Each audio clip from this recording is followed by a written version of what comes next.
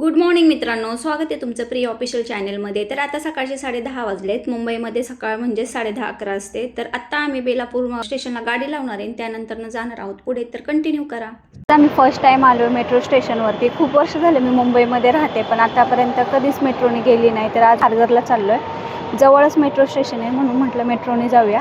तर first time चाललो आहे आम्ही मेट्रोने खारघरला. ओम, तुला कसं वाटतंय फर्स्ट टाइम तू मेट्रोने चाललाय तर?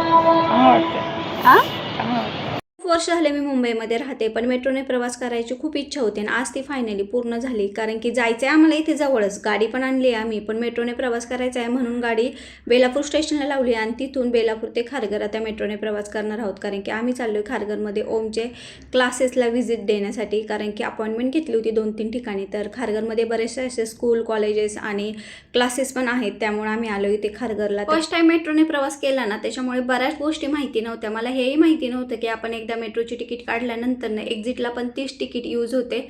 तर हे बघा, मी आता हातात माझ्या तिकीट आहे मेट्रोची आणि मी फेकूनच देणार होते. तेवढ्यात मिस्टर बोलले, तिकीट कशाला फेकते, जपून ठेवा, आपल्याला बाहेर एक्झिट करण्यासाठी ह्याच तिकीटचा उपयोग होणार आहे. मी म्हटलं आता स्टेशन गेलं त्याच्यामुळे मग आता तिकीट फेकून देऊया, डस्टबिन होतं तिथे म्हणून. तर मिस्टर बोलले नाही, जेव्हा आपण एंट्री करतो तेव्हा एक्झिटसाठी पण हीच तिकीटचा यूज होतो, म्हणून मी तिकीट तशी जपून ठेवली. आणि मी बराचसा व्हॉइस ओव्हर करते, कारण की व्हिडिओ शूट करताना ना माईकचा थोडा प्रॉब्लेम झाला, त्याच्यामुळे माझा व्हॉइसच रेकॉर्ड झाला नाही. खारघर मेट्रो स्टेशनच्या बाहेर आले आणि पाहिलं तर समोर भरपूर असे क्लासेस, कॉलेजेस दिसत होते. खारघरला भरपूर कॉलेजेस पण आहेत आणि क्लासेस पण आहेत. कोणाला व्हिजिट करायचं असेल तर करू शकता. आम्ही फक्त खारघरच नाही तर बऱ्याच ठिकाणचे क्लासेस आणि कॉलेजेस व्हिजिट करणार आहोत. मुलुंड, दादर, वाशी, जवळजवळची जेवढी ठिकाणं आहेत ना तेवढी सगळी आम्ही आज शक्यतो कव्हर करण्याचा प्रयत्न करणार आहे. आज जर नाही झालं तर 1-2 दिवसांनी येणार आहोत. हे बघा, इथे समोर दिसते ना तुम्हाला टिळक महाराष्ट्र समोरच आहे. खारघर मेट्रो स्टेशनच्या बाहेर पडल्यानंतरच लगेच आहे आणि ते क्लासेससाठी पण भरपूर ऑप्शन्स आहेत आणि मेट्रो स्टेशनपासून एकदम जवळ आहे. तसं खारघर रेल्वे स्टेशन ना त्याच्या आजूबाजूला काहीच नाही आहे, पण खारघर मेट्रो स्टेशनच्या बाहेर पडलं ना तर भरपूर अशी रहदारी आहे आणि रहदारी असेल तर तिथे हे सारे ऑप्शन्स असतातच. तर हे पहा, ओमचं आणि माझं डिस्कशन चालू होते इथे आम्ही खारघरला, कारण की त्याला कोणती साईड घ्यायची हे डिसाईड करायला आलो होतो. आता आपण पुन्हा मेट्रोने चाललो आहे बेलापूर मेट्रो स्टेशनला. का होत नाही आपलंच? जास्त पुढे न्यायचं, मागे थांबायचं. ओके, पाठी थांबल्याने होतं का? जास्त पुढे यायचं ना? हां, ओके.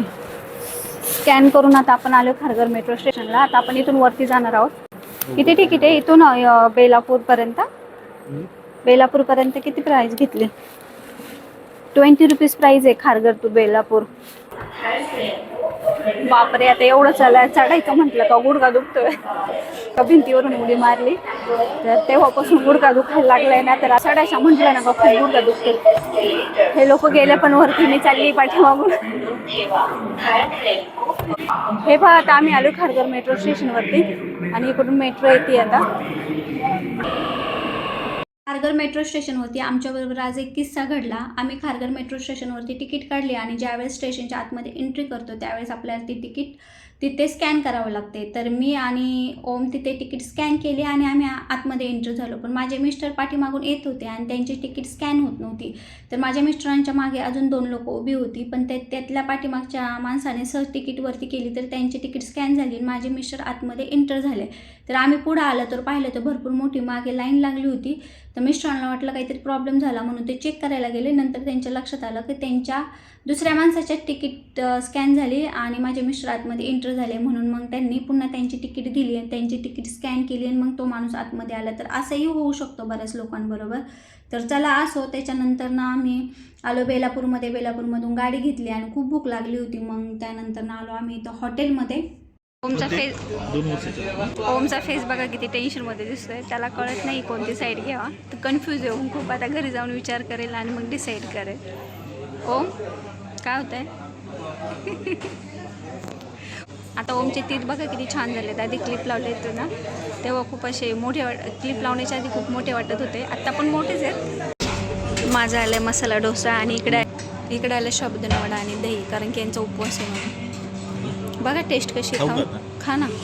इथे मिसळ पाव कसं आहे वड्याची टेस्ट? चांगलं लागतं. भरपूर असं लेट झालं होतं आणि आम्हाला जेवणच करायचं होतं म्हणून आम्ही इथे बेलापूरमध्येच हॉटेलमध्ये आलो होतो. पण जेवण त्यांचं रेडी नव्हतं, त्याच्यामुळे आम्हाला नाश्ता करावा लागला. लँग्वेज शिकायला फ्रान्स लँग्वेज, जर्मन लँग्वेज. आपलं इथे दोडका कोण टाकतो मी आवाज आहे. नाश्ता वगैरे केला आणि आम्ही निघालो आता घरी, कारण की दुसरीकडे जायचं होतं पण ऊन भरपूर होतं, त्याच्यामुळे मिस्टर बोलले नको आता दुसरीकडे कुठे फिरायला, आता डायरेक्ट घरी जाऊया नंतर बघूया 2 दिवसांनी. तर आता आम्ही डायरेक्ट घरी आली, मस्त फ्रेश वगैरे झाली, जेवण त्यात बाहेरूनच करून आलो होतो. घरी आल्यावर थोडा वेळ रेस्ट केला आणि आता चालली फ्रेंडकडं, कारण फ्रेंड चालली गावाला आता 2 दिवसांनी गावाला जाणार आहे डायरेक्ट, म्हणून आता मी चालली तिला भेटण्यासाठी तिच्या घरी. दुपारी बाहेर गेलो होतो तर ऊन खूप होतं खतरनाक, खूप असं घरी आल्यावरती एकदम असं थकल्यासारखं झालं होतं, म्हणून लगेच फ्रेश होऊन झोपून घेतलं. चला तर आजचा व्हिडिओ इथेच बंद करते, भेटूया नेक्स्ट व्हिडिओमध्ये, तोपर्यंत बाय बाय.